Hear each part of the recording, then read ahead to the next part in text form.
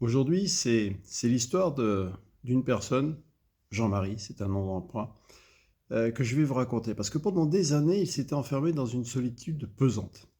Chaque matin, il se réveillait avec, vous savez, cette pensée qui revenait non-stop: personne ne m'aime. Pour lui, c'était terrible. Et ces mots, bien sûr, tournaient en boucle. Vous savez ce que c'est. Dans son esprit, dans son mental, creusant ainsi une sorte de fossé toujours plus profond entre lui et le monde qui l'entourait.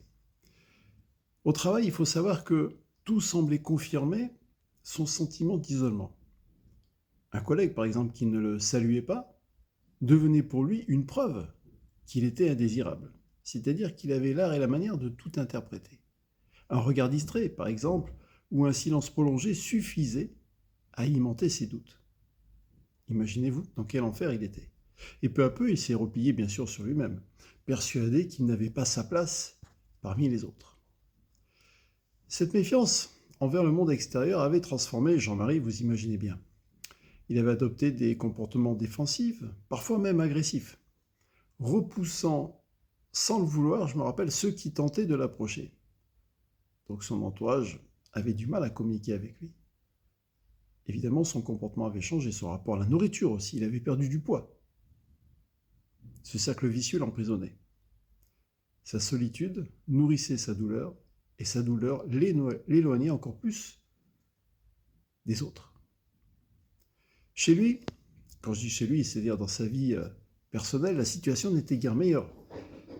Les repas en famille étaient silencieux. Les échanges rares et souvent teintés de tensions palpables. C'était très difficile de communiquer avec lui.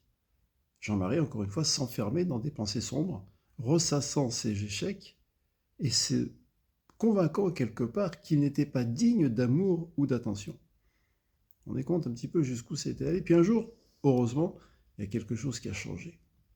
C'est-à-dire que on m'a présenté Jean-Marie, puis j'ai discuté avec lui. J'ai pris le temps, avec une certaine bienveillance. J'ai mis en place, je lui ai tendu la main, sans jugement. Et j'ai vu en lui, non pas un être perdu, mais un homme au potentiel extraordinaire, immense. Simplement, son potentiel était enfermé, enseveli sous des années de doute, de souffrance, pour tout un tas de raisons. Hein. Je ne suis pas psy, je ne suis pas allé à la rencontre de tout ça. Mais au fur et à mesure de nos rencontres, de nos échanges, quelque chose s'est doucement éveillé en Jean-Marie. Il a appris à poser un regard différent sur lui-même et sur les autres. Oui, certes, je l'ai aidé pour quitter ce cheminement, cette radio mentale négative, on est bien d'accord. Ce qui lui a permis de faire rentrer de nouvelles idées, beaucoup plus lumineuses. Et à un moment, je me souviens, il a compris, il a eu un déclic. Il a osé croire qu'il pouvait être aimé et accepté. Et à partir de là, ça a tout changé. Il a commencé à s'ouvrir, il s'est mis à sortir davantage, à renouer même avec d'anciens amis et même à rencontrer des nouveaux. Son entourage était dubitatif, ne comprenait pas comment ça se fait que d'un coup il avait changé comme ça. Alors quand je dis d'un coup, ça demandait des jours, des semaines, mais il ne reconnaissait pas l'ancien Jean-Marie. Et tant mieux, tant mieux. Même au travail, il a surpris certains de ses collègues par son sourire retrouvé, par sa disponibilité. C'était impressionnant. On se demandait ce qui lui était arrivé. Et souvent, après, on en rigolait parce que lui-même rigolait de voir cela. Il me disait, mais dans quel état je devais être auparavant? Il est évident que les repas familiaux ont complètement changé, ils sont devenus beaucoup plus chaleureux.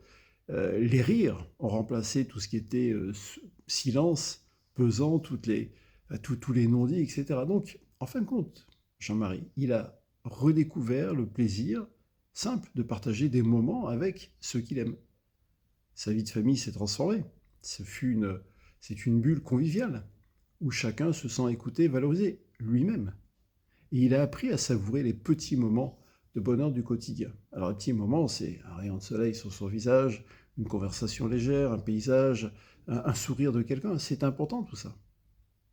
Et puis il faut savoir que la vie, comme pour le remercier de cet élan de nouveau, de renouveau, eh bien, lui a rendu son amour en centuple. C'est-à-dire que des opportunités inattendues, inespérées, se sont présentées à lui. projet professionnel stimulant, alors qu'il semble être sur une voie de garage, pouf, ça a tout changé. Des amitiés sincères et même une passion nouvelle pour la photographie. Ça lui a permis de capturer, je dirais, la beauté du monde tout autour de lui et de voir les choses d'une autre manière. En finalité, Jean-Marie n'était plus cet homme qui se croyait seul et indésirable.